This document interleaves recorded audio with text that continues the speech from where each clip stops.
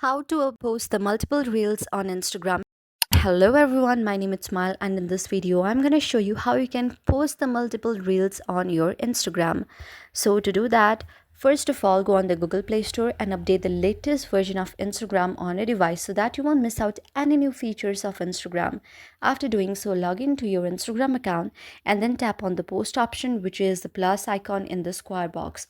When you tap on that, you can simply choose the videos, and after choosing the videos you can post the reels like that.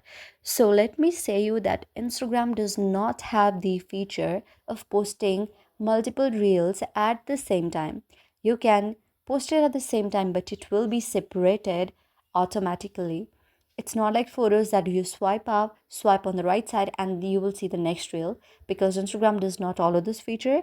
So you can simply tap on the plus icon and select the reels, first reel and the second reel by your choice, and then post it as you like to.